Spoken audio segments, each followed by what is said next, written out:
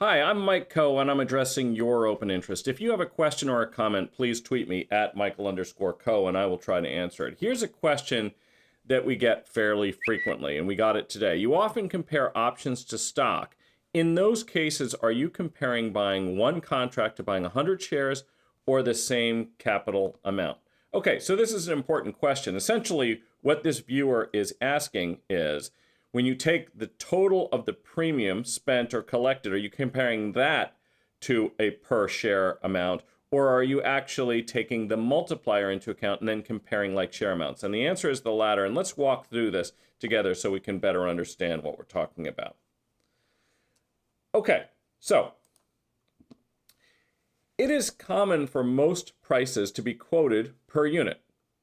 That is, per share, per ounce, or per barrel.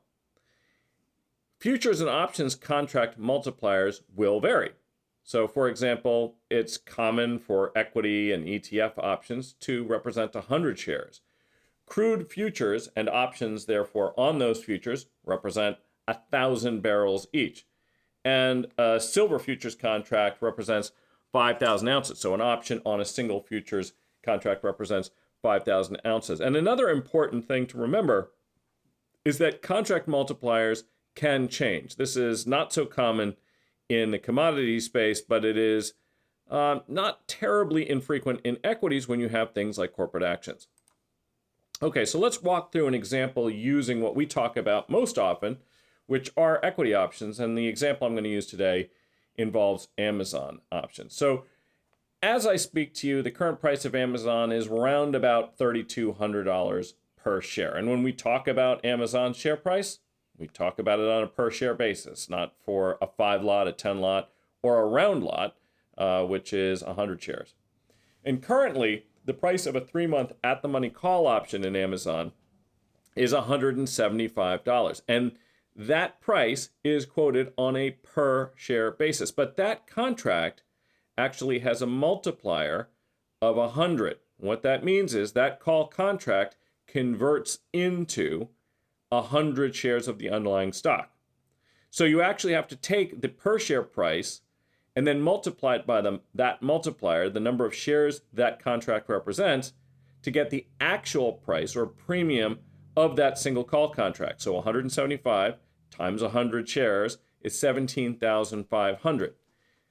As I previously mentioned, that's a round lot. So if we looked at the stock the same way, a price of 100 shares would be 3,200 times 100, or 320,000. Now, of course, what you want to do when you're trying to compare options to equities is think about them on a per share basis. But of course, in some cases, that's going to be difficult depending on how much capital you have available. So for example, 100 shares of Amazon at $320,000, that might be just too big a position for some people's portfolios, but they might actually contemplate taking a single options contract and putting it into their portfolio. But the thing about that is, of course, that you're exposing yourself to the movements of a larger block of stock in notional terms than you might otherwise be comfortable with if you were trading the shares. But the important thing to remember is, when we're talking about futures, when we're talking about options, it's most common to talk about it in the common unit of the underlying. That is per share, per ounce, per barrel, etc. But when you're actually doing the trading, you want to calculate how much premium you are either spending or collecting and how much exposure you have.